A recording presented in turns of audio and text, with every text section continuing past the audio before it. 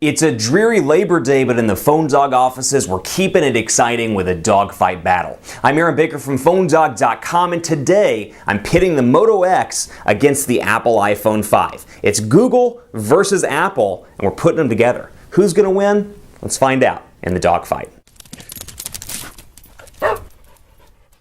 Just when you thought the battle was over between the iPhone 5 and Android devices, we're bringing it back for what's most likely going to be the last dogfight before the replacement to the Apple iPhone 5. But this, two devices very similar in size, and for a lot of people, I think two devices very similar in terms of functionality. So if you're going, you're looking for the Moto X, you might be looking for the iPhone 5 as well, be it for a size purpose or whatever the case may be. This is the Moto X versus the Apple iPhone 5 dogfight battle, and I'm doing something a little bit different in this dogfight. In part one, we're going to talk about the hardware. In part two, we'll talk about the software. Let me know what you think of the new format on Twitter at PhoneDog_Aaron or on Facebook at Facebook.com/HiAaronBaker. But this, Moto X versus iPhone 5. Google's version of the iPhone, if you will, in a lot of different ways. Sure, they've got the Nexus 4 and they've got the Google Play Experience program with the HTC One and the Galaxy S4, but this is the first device that's really come out, along with the Droid devices on Verizon, that has Google's design theory as part of Motorola. If you recall, they bought Motorola some time ago, and they've been working behind the scenes to get a device that's very similar to the stock Google experience, but has kind of that Google design hand in it,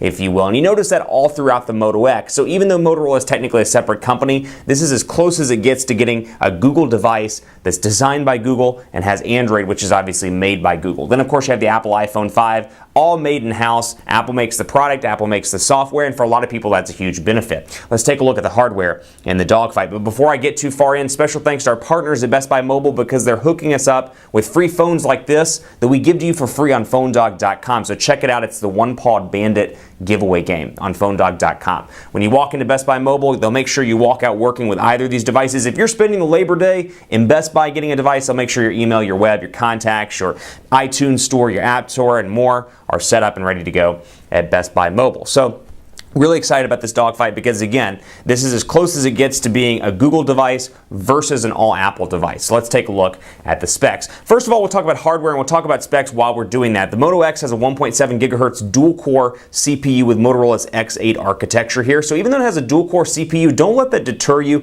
Motorola's X8 architecture supports in a couple of different ways where they tout up to 8 cores on the CPU. So even though it's a dual-core CPU, Motorola's X8 architecture is running in the background. And this device, I can tell you after working with it, not only as part of the 30-day challenge, but working with it just in general, I've been really impressed with the performance of this device. It runs a near stock version of Android, and stock, for a lot of people that have asked in the comments, is a version of Android that's without any carrier customizations or bloatware or anything of that nature, or a user interface running on top. And sure, you get some AT&T stuff out of the box in this device. This is an AT&T device. You get some things like My AT&T, but it's relatively stock. You get, of course, visual voicemail as well, but relatively stock in comparison to something like TouchWiz on the Samsung Galaxy S4 or Sense 5 on the HTC One. Now, I can make a case all day long. If you know me, you know how much I love user interfaces. I think they make it incredibly easy for the user, and then on top of that, I really enjoy some of the software value adds, but I think there's some great stuff here as well, and also there are some hidden software goodies that really make the Moto X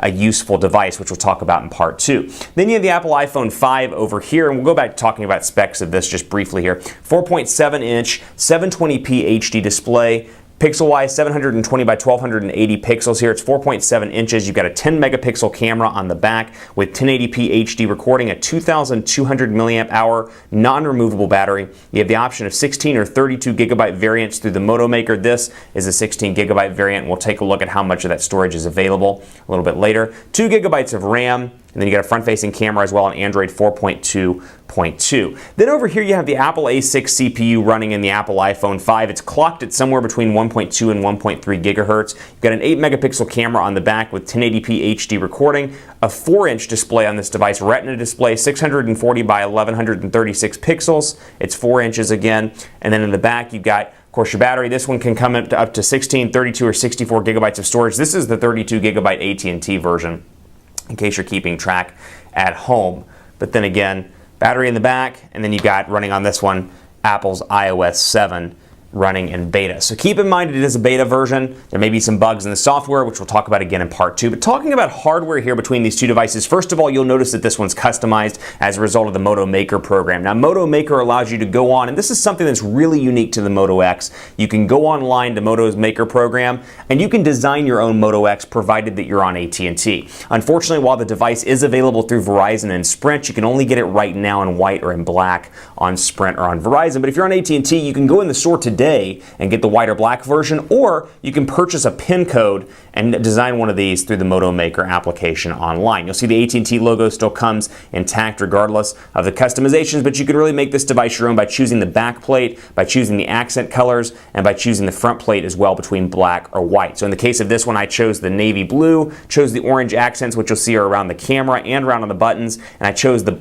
black front. Think back to 2000 and you remember the Nokia 5100 series and all those ones with snappable face plates, which you change the color. That's kind of what Motorola is going for here, but it's very much a 2013 version of it, with it being designed in a factory in Fort Worth, not too far from my office, actually about 30 miles from my office, and you can design several different colors. Now you get a ton of different colors for the back plate. You get quite a few options for the accent colors as well. And then on the front, you get your choice between black and white. But they also take the customization process further with some cool little things, like the ability to customize the startup screen and add your own message. Coming soon, the ability to add custom text to the back of the device. And one of my personal favorites, just a cool little touch, the ability to choose between a white or black charger in the box. So if you get a white front plate, for example, you can get a white charger. If you get the black one like I did, you can opt for the black charger.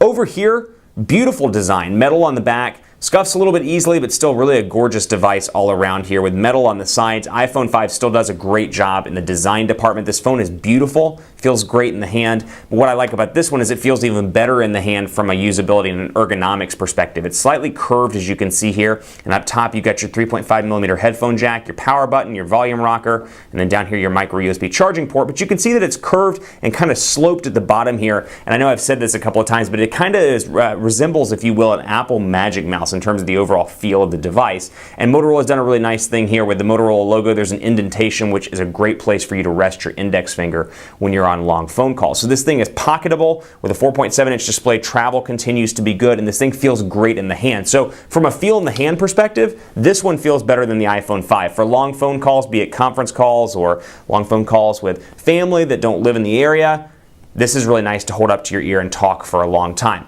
Apple's iPhone 5, I love it's a very beautiful device. I love the way it looks and feels, but in the hand, it's definitely a little bit less than this one. It's definitely got more of a boxy feel, if you will, between the sides and between the back. It fits great in the hand, don't get me wrong, and the travel continues to be very good on this device, but for a lot of people, I think, 4 inches display-wise is a little bit too small in today's world.